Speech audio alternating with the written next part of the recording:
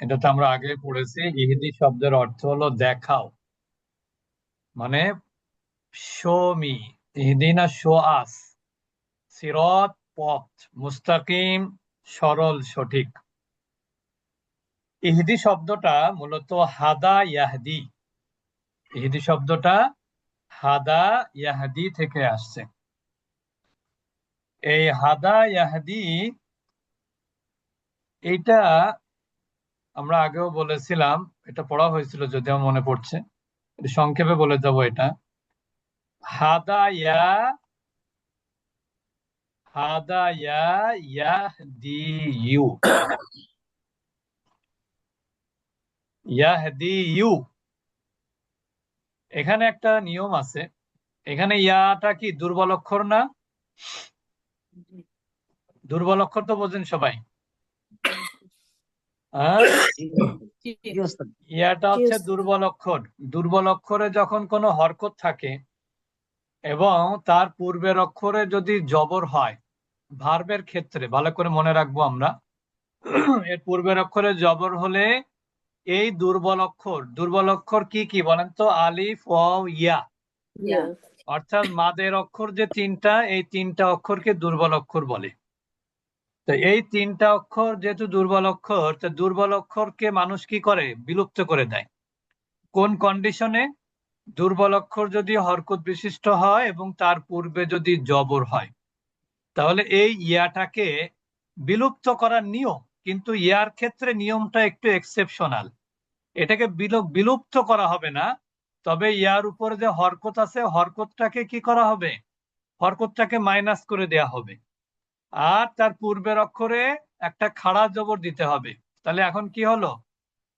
হাদা। কি হলো? হাদা। আসলে এটা কি হবে? হাদা। আর এই যে যে ইয়াহদি ইউ, এটা কি হবে জানেন? মনে রাখবেন, তাহলে এটা কি লাম কালিমা না ইয়াটা? এখানে রুট লেটার কি কি বলেন তো? রুট লেটার তো বোঝেন, মূল বর্ণ। মূল বর্ণ কিন্তু হা, এইটা রুট লেটার, এইটা রুট লেটার, এইটা রুট লেটার। তা এখানে ইয়াহাদির মধ্যে রুট লেটার কোনটা কোনটা? হা, দাল, ইয়া। আর ইয়াটা কি? প্রথম ইয়াটা হচ্ছে আলামতে মুদারি। প্রথম ইয়াটা কি? আলামতে মুদারি। অর্থাৎ ইয়াটা হচ্ছে আলামতে মুদারি, মুদারের চিহ্ন। আলামতে মুদারি বা মুদারের চিহ্ন কয়টা? চারটা। প্রথমে হচ্ছে ইয়া, ইয়া হচ্ছে থার্ড পার্সনের জন্য, আর তাটা কি? সেকেন্ড পার্সনের জন্য। আর আ, এটা হলো ফার্স্ট পার্সন সিঙ্গুলারের জন্য।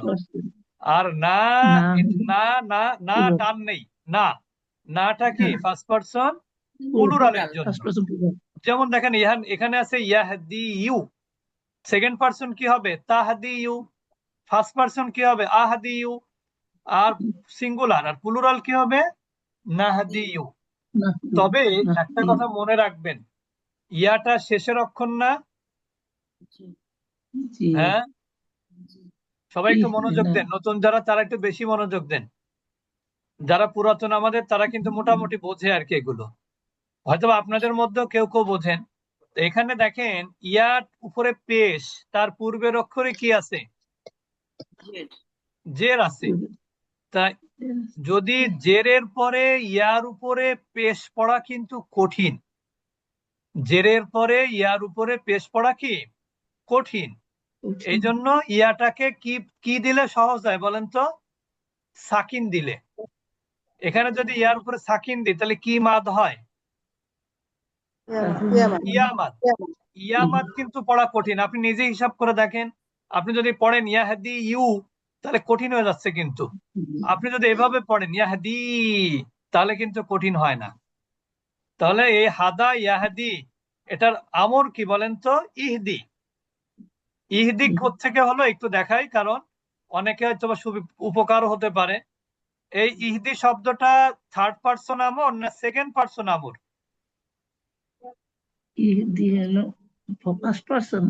সেকেন্ড পার্সন আমর। সেকেন্ড পার্সন আমর, বুঝতে পেরেছেন?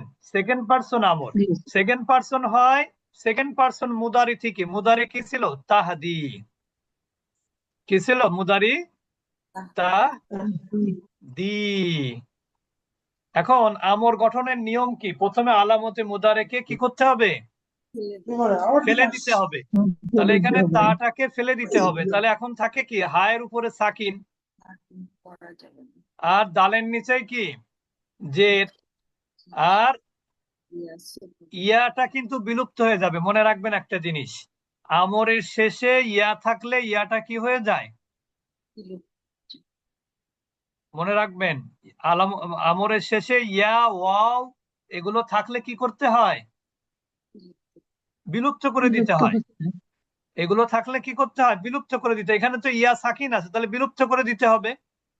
তাহলে আমরা আর লিখলাম না এখানে। এখন হা তো প্রথম অক্ষরে সাকিন, এটা কি পড়া যায়? না। তাহলে কি করতে হবে? একটা আলিফ আনতে হবে। এখন আলিফের নিচেই জবর, নিচে জের দিব না উপরে পেশ দিব না জবর দিব, এটা বুঝবো কিভাবে? থার্ড লেটারে যে সাইনটা থাকবে সেটা দেব। হ্যাঁ, থার্ড লেটারে যদি জবর বা জের থাকে তাহলে আলিফের নিচে জের হবে। থার্ড লেটারে এখানে কি? দাল। তাহলে থার্ড লেটারে জের বা জবর থাকলে আলিফের নিচে কি দিতে হয়? জের দিতে হয়। থার্ড লেটারে যদি পেশ থাকে তাহলে আলিফে পেশ দিতে হয়। ক্লিয়ার? পেজ দেব। তাহলে এখন জি। কি হলো? ইহদি। ইহদি শব্দের অর্থ কি? দেখাও। মানে ইহদি অর্থ কি? দেখাও বা পরিচালিত করো। কাদেরকে? না, আমাদেরকে। তাহলে এই নাটা কি বলেন তো বাক্যে? এখানে নাটা হলো কর্ম, বা যেটাকে আমরা আরবিতে কি বলি? মাফউল।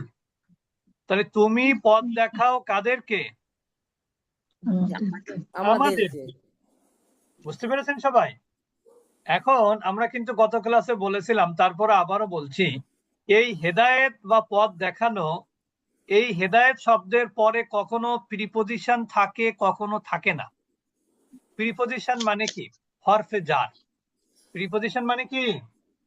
হরফে জার। তবে হেদায়েতের পরে সাধারণত থাকে হলো ইলা। যদি থাকে কোথাও তাহলে কি থাকে? ইলা। হেদায়েতের পরে কি থাকে? কখনো কখনো ইলা থাকে। তা হেদায়েত, হেদায়েত শব্দের পরে যদি ইলা থাকে তাহলে শুধুমাত্র পথ দেখানো অর্থ হয়।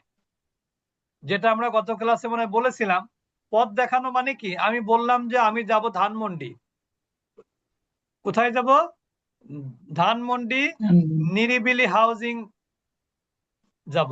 তাহলে আপনি আমাকে কি বলবেন? আপনি আমাকে বলবেন যে আপনি শঙ্কর নামবেন, নেমে কি করবেন? আপনি দক্ষিণ দিকে যাবেন। দক্ষিণ দিকে গিয়ে কিছুক্ষণ যাওয়ার পরেই দেখবেন ডান পাশে নিরিবিলি হাউজিং লেখা। তাহলে উনি আমাকে কি করে দিলেন? পথটা দেখিয়ে দিলেন। আর আরেকজন এই কথা শুনে উনি বললেন কি, ভাই আপনি একটা কাজ করেন, আমি তো ওই দিকেই যাব, আপনি আমার সাথে চলেন, আমি আপনাকে নিরিবিলি হাউজিং এ পৌঁছে দিব। বলেন আন্তরিকতা কার বেশি? দ্বিতীয় জনের। দ্বিতীয় জনের। আর দ্বিতীয় জন আপনাকে কোথায় নিয়ে যাচ্ছে বলেন তো? আপনি যে জায়গায় যাবেন ঠিক ওই গন্তব্যে। একবারে লক্ষ্যে পৌঁছে দিচ্ছে আমাকে। আমাকে লক্ষ্যে বা গন্তব্যে পৌঁছে দিচ্ছে। তা এই যে যখন হেদায়েত শব্দের অর্থ যে পথ দেখানো, এই হেদায়েত শব্দের পরে যদি ইলা আসে, মনে রাখবেন, তখন এর অর্থ হয় পথ দেখানো, গন্তব্যে পৌঁছে দেয়া না। আর যখন হেদায়েতের পরে যখন কোনো প্রিপজিশন না আসে, তখন এটার দ্বারা উদ্দেশ্য হয় গন্তব্যে পৌঁছে দেয়া। তাহলে এইখানে যে হেদায়েতের কথা বলা হলো, এটা কোন ধরনের হেদায়েত বলেন তো?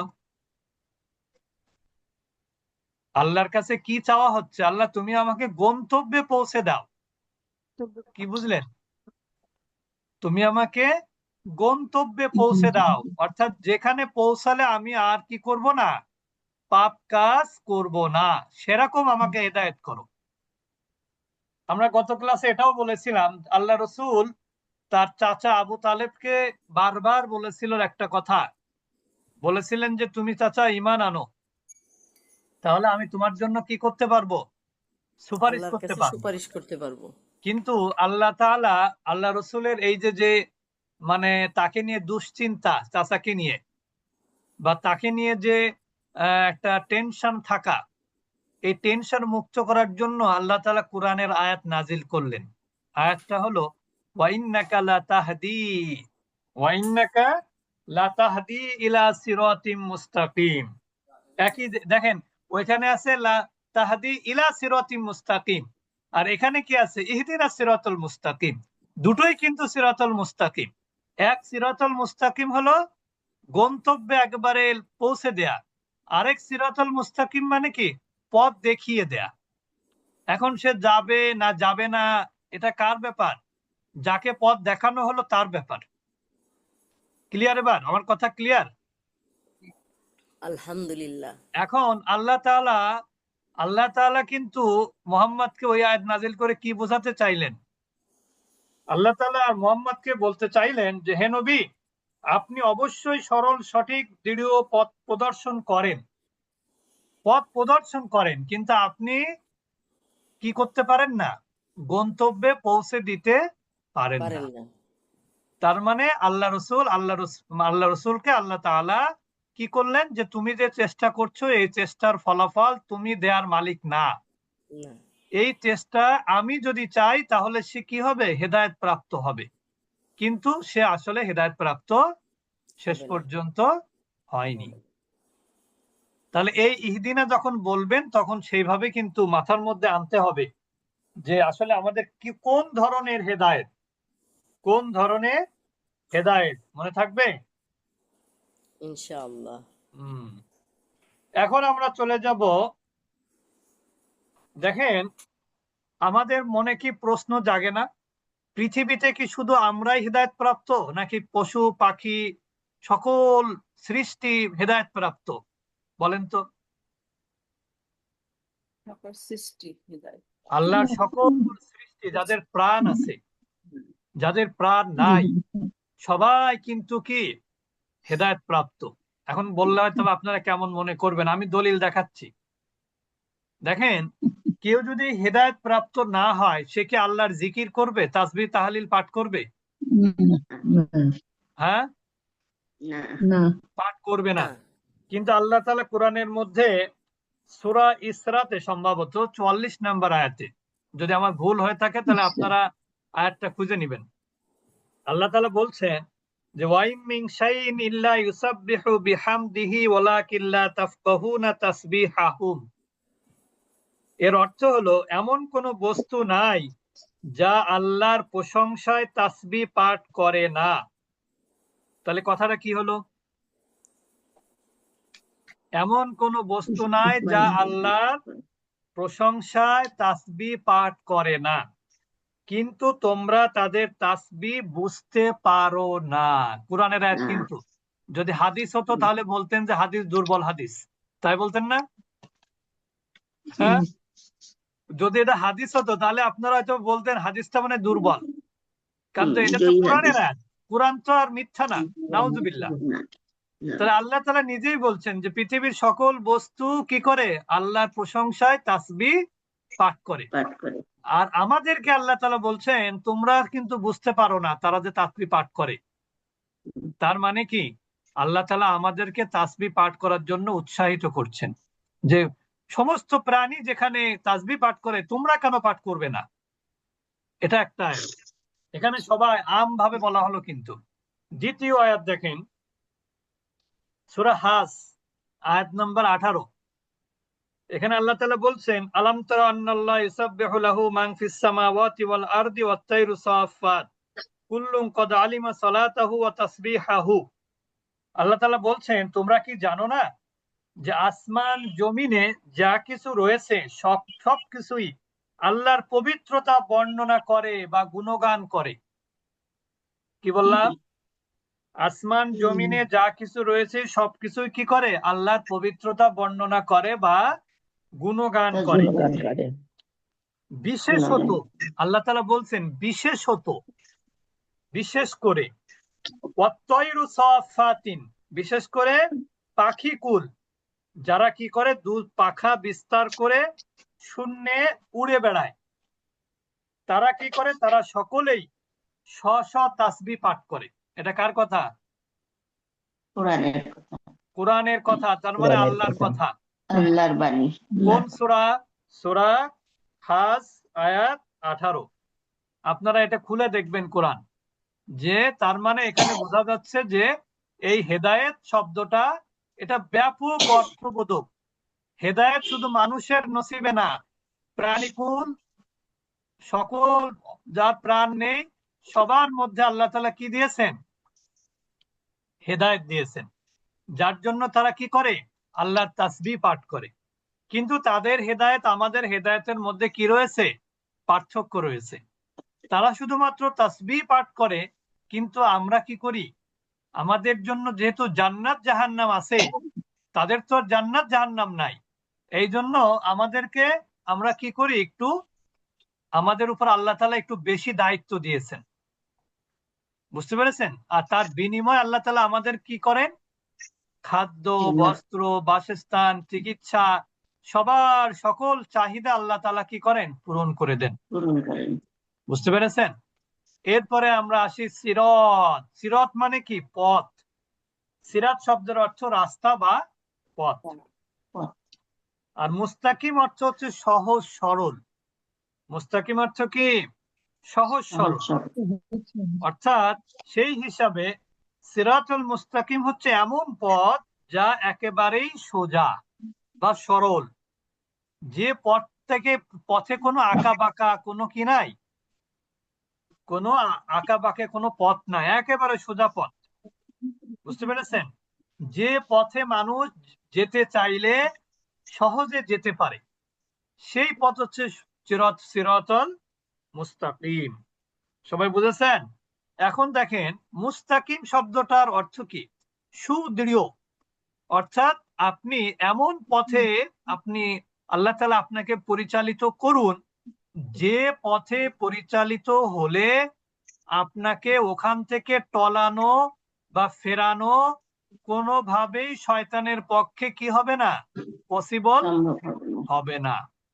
সেই পথে আল্লাহ তাআলা আমাদেরকে পরিচালিত করুন, সেটা আমরা চাচ্ছি। আসলে মুস্তাকিম শব্দটা কিন্তু আপনারা জানেন 10 নাম্বার ফর্ম ভার্বের। 10 নাম্বার ফর্ম কি বলেন তো? বাবে ইস্তিফআল, যেটাকে আমরা বলি বাবে ইস্তিফআল।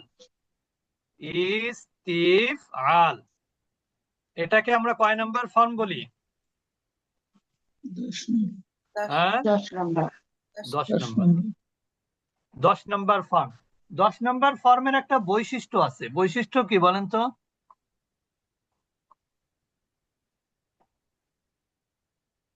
এখানে চাওয়া। চাওয়া হয়। এখানে কি হয়? চাওয়া হয়, প্রার্থনা করা হয়। তো এখানে এখানে দেখেন বলা হচ্ছে যে মূল ক্রিয়ার 10 নাম্বার ফর্ম ইস্তিকামা, সঠিক হওয়া, সোজা হওয়া, সরল হওয়া, সুদৃঢ় হওয়া, সোজা হয়ে দাঁড়ানো। এর কর্তা বিশেষ্য মুস্তাকিম। এই মুস্তাকিম শব্দটা কিন্তু ইসমে ফাইল। ইসমে ফাইল তো বোঝেন সবাই। ইসমে ফাইল কি? ইসমে ফাইল হচ্ছে যেমন নাসারা থেকে কি হয়? নাসিরুন। দাখলা থেকে কি হয়? দাখিলুন। খরাজা থেকে কি হয়? খরিজুন। এটা 1 নাম্বার ফর্ম। আর 10 নাম্বার ফর্ম থেকে কি হয়? মুস্তাকিমুন। কি হয়? ইসমে ফাইলটা হয় মুস্তাকিমুন। যেমন আপনি পড়েছেন না আপনারা যে ইস্তাফা মানে ওই আপনার ইস্তাগফারা, ইস্তাগফিরু, ইসমে ফাইল কি? মুস্তাগফিরুন। ফি টান হবে না, মুস্তাগফিরুন। কি হবে? মুস্তাগফিরুন। মুস্তাগফিরুন। বুঝতে পেরেছেন? জি ওস্তাদ। মুস্তাগফিরুন। আচ্ছা, তাহলে মুস্তাগফিরুন হলো ইসমে ফাইল, সেইভাবে মুস্তাকিম এটাও কি? ইসমে ফাইল। তাহলে এখানে কি হলো? সিরাত শব্দটা কি নাউন না? হ্যাঁ, সিরাত শব্দটা কি নাউন? জি ইসেম? জি না। কেন ইসেম? নমুনা কি? সিরাত, সিরাতুন। আল আছে, আল। আল আছে। আল। হুম। ইহদিনা কি আছে? আল আল রাখো। আচ্ছা, তাহলে এখানে আল থাকার কারণে এটা কি ইসেম বা নাউন। এটা আল থাকার কারণে এটা কি ইসেম বা নাউন।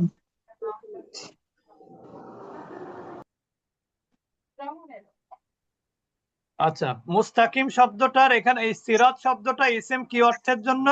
আলিফ লাম থাকার কারণে। মুস্তাকিম শব্দটা কেন ইসেম বলেন তো? এটাতেও আলিফ লাম আছে উস্তাদ। এটাতেও আলিফ লাম আছে, এটা একটা কারণ। জি। আরেকটা হলো এটা ইসমে ফাইল। ইসমে ফাইলটাও তো ইসিম। ইসমে ফাইলটা জি। ইসিম না? হ্যাঁ, ইসমে ফাইল, ইসমে মাফুল, ইসমে আলা, ইসমে তাফজিল, হ্যাঁ, তারপরে কি ইসমে জরব, এগুলো সব ইসেম, সবগুলো কি ইসেম। তাহলে এই যে সিরাত এটাও ইসেম, মুস্তাকিম এটাও কি ইসম, ইসম। এবং দুইটাই কিন্তু ডেফিনিট বা নির্দিষ্ট মারেফা। দুইটাই কি জি। নির্দিষ্ট বা মারেফা। এটা হলো মাউসুফ আর এটা কি সিফাত। মাউসুফটা কি? যার দোষ গুণ অবস্থা মাউসুফ। বর্ণনা করা হয়। আর সিফাত কি? দোষ বা গুণ। পথটা কেমন? পথটা কেমন? সরল সরল পথ। পথটা কেমন? তাহলে এটা কি পথের দোষ গুণ বোঝাচ্ছে না? জি। অবজেক্টিভ।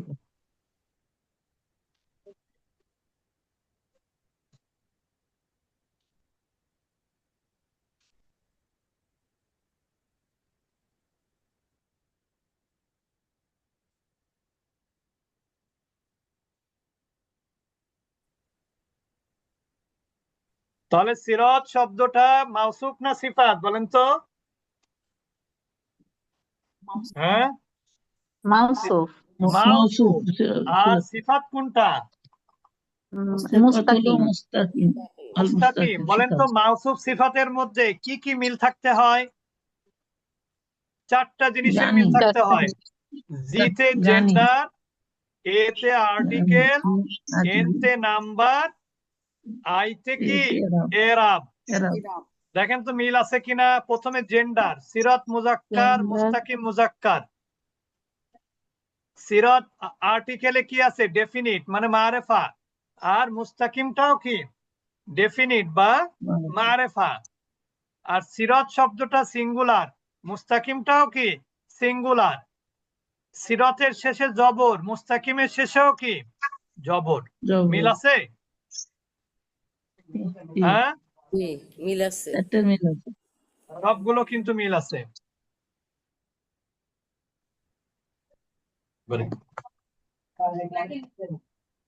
তাহলে সিরাতাল মুস্তাকিম আমাদেরকে দেখাও সরল সঠিক পথ। এটুক সব আমরা বুঝলাম তো? আলহামদুলিল্লাহ। হ্যাঁ, আপনি আমাদেরকে কোন পথে পরিচালিত করবেন?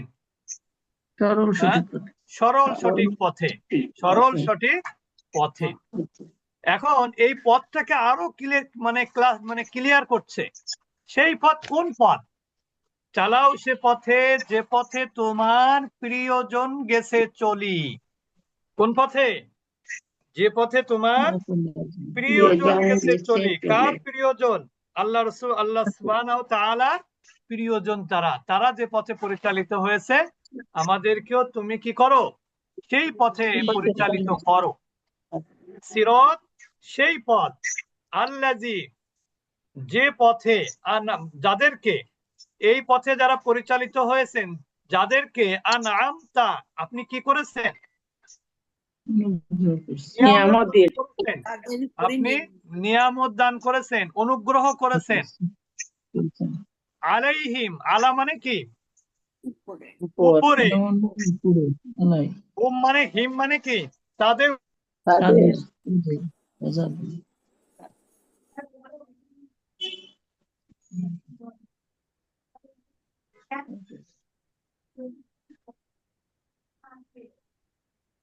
বুঝেছেন এবার?